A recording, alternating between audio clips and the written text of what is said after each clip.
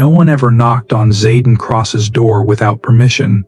He was the boss, rich, strict, always busy. People were scared to even look him in the eye. That day, he was in a big meeting. His managers were showing him numbers and plans. They talked about money, shares, and new deals. Everyone wanted him to say "Waz." One word from him could make or break their careers. Suddenly, there was a knock on the glass door. At first, no one cared. Who would dare knock now? Then they heard it again, tap, tap. Zayden looked up. He gave a small nod to his assistant. The assistant opened the door. There she was, a small girl, maybe 7 or 8 years old. She wore old shoes and a faded pink dress. Her hair was messy. Her cheeks were dusty, but her eyes were big and brave. She walked inside. Everyone stared at her. She didn't look scared. She looked at Zayden like she knew him. The assistant said, "Little girl, you can't be here." But the girl stepped around him. She stood in front of Zayden's big chair. She took a deep breath and said one line, "I want a father." Silence. No one moved. One manager dropped his pen. Someone tried not to laugh, but stopped when Zayden looked at him. Zayden got up from his chair. He was tall and strong. People said his heart was cold. But he slowly bent down to the girl's level. He spoke softly. "What's your name?" She held her small bag tight. "Aurora." "Aurora," he repeated. He looked at her small face. He felt something strange in his chest. Something warm but heavy. "Where's your mother?" he asked. Aurora's eyes filled with water, but she didn't cry. "Mummy said, if I get lost, I should find you. She said you are my father." Zayden felt like the ground under his feet moved. He looked at his team. He didn't shout. He didn't need to. "Leave," he said. Everyone grabbed their papers and laptops. They ran out. Zayden sat down again. He looked at Aurora. "Are you hungry?" he asked. She nodded. He pressed a button on his desk. "Bring food. And hot chocolate." Aurora looked at him with serious eyes. "Are you really my father?" Zayden did not know what to say. He had lied so many times in his life. He didn't even know how to tell the truth anymore. But this little girl, she was different. She was real. She was his. "Maybe," he said quietly. "I don't know. But I will find out." Zayden pressed another button. His assistant, Mark, came back in. Mark looked nervous. He had never seen his boss like this. "Mark," Zayden said, "call Dr. Miller. Tell him to come here, now." Mark nodded fast. "Yes, sir." He left the room. Aurora sat in a big chair across from Zayden's desk. Her feet didn't even touch the floor. She swung them slowly. She looked around. So many big windows, shiny tables, and screens. Zayden asked, "Where is your mom now?" Aurora looked down at her shoes. "Mummy is sleeping." She said the word sleeping in a way that made Zayden's chest hurt. He understood. She didn't mean real sleep. He took a deep breath. "Who brought you here?" "I came alone," she said. "I had a paper. It had your name and this building." She opened her small bag and pulled out a folded note. She gave it to him with her tiny hand. Zayden opened it. It was old. Just one line written in a woman's soft, careful handwriting. "If all else fails, find Zayden Cross. He owes you the truth." Zayden closed his eyes for a second. He remembered a face, soft hair, soft voice. He had left her, years ago. He told himself he had no time for love, or family, or forever. Now forever was sitting in front of him, swinging her feet, waiting for answers. There was a soft knock again. Mark came in with a tray. Hot chocolate, cookies, a warm sandwich. Aurora's eyes lit up when she saw the cookies. "Thank you," she said in a tiny voice. She ate slowly, careful not to drop crumbs on the shiny floor. Zayden watched her. He had closed billion-dollar deals. He had made men twice his age cry in boardrooms, but this little girl, this small truth, scared him more than any deal. He spoke softly. "Do you know what I do here?" Aurora shook her head. "No.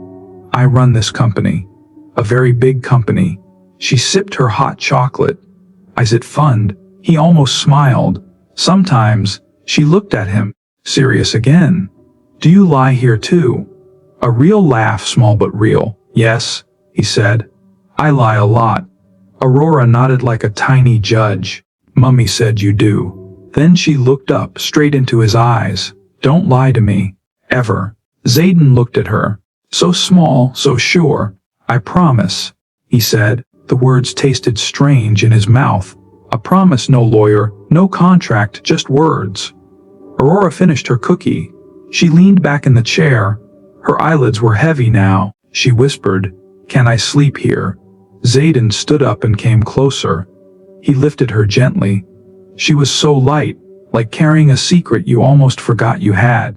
He carried her to the big leather couch near the window.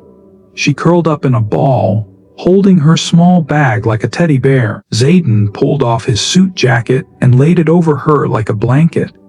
He stood there for a long time watching her breathe. Outside, the city lights blinked. Inside, for once, his cold office felt warm. For the first time, Zayden Cross did not feel like the king of lies. He felt like something else.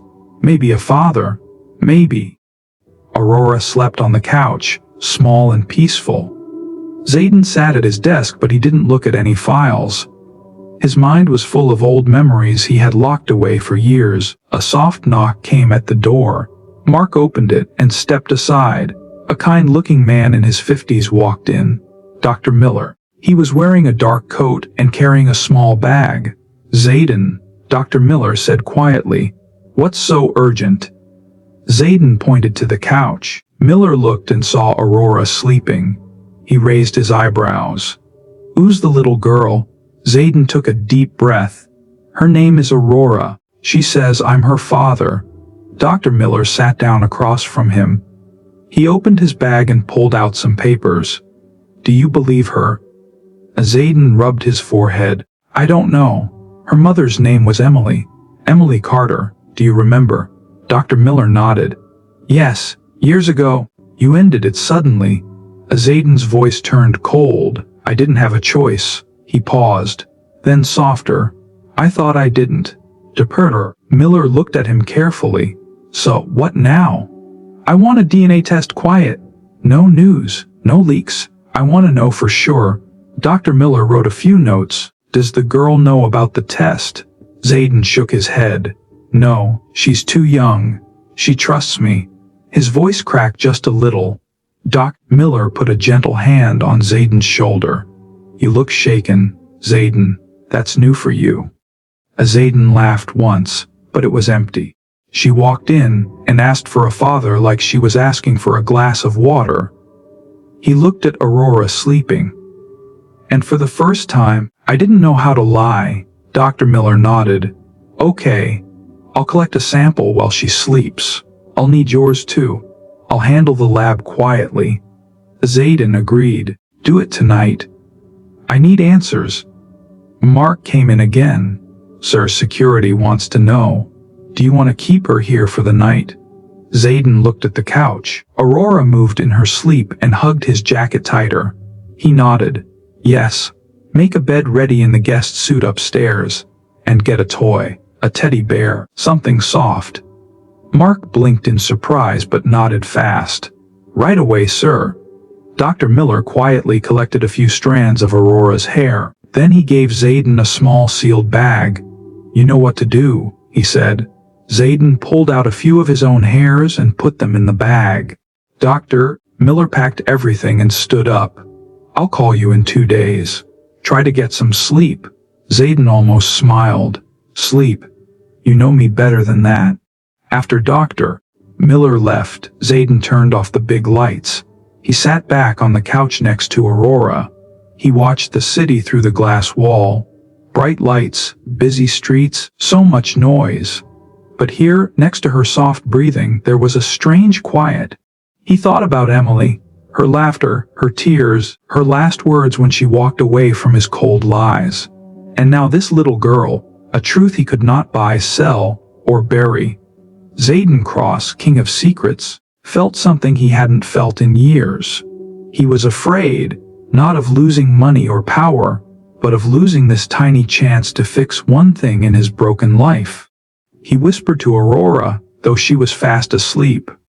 "If you're really mine, I swear I won't lie to you." But the city outside didn't care about promises. It only cared about secrets, and Zayden Cross had too many.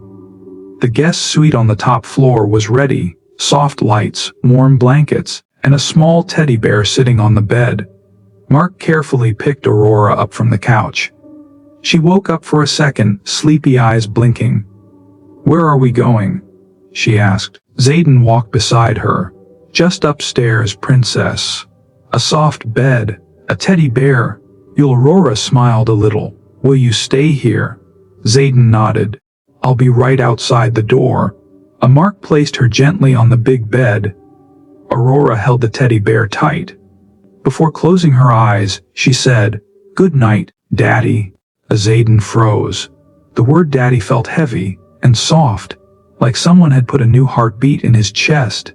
He couldn't say anything. He just nodded and switched off the lamp. Outside the room, he stood in the dark hallway for a long time.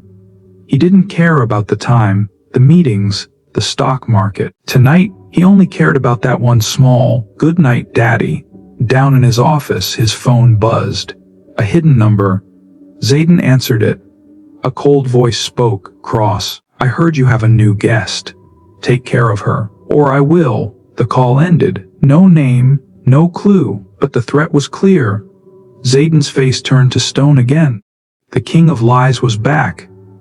But now he had someone worth protecting. Maybe for the first time in his life. He looked at the locked door of Aurora's room. He whispered to the darkness, "No one will touch her. I promise." And that was the promise that would change everything. If you like this story, don't forget to subscribe to the channel. Tell me in the comments what you learned from today's part, and what you think Zayden should do next. Your one comment, one like, and a few seconds of your time mean everything. Thank you for watching. See you in the next part.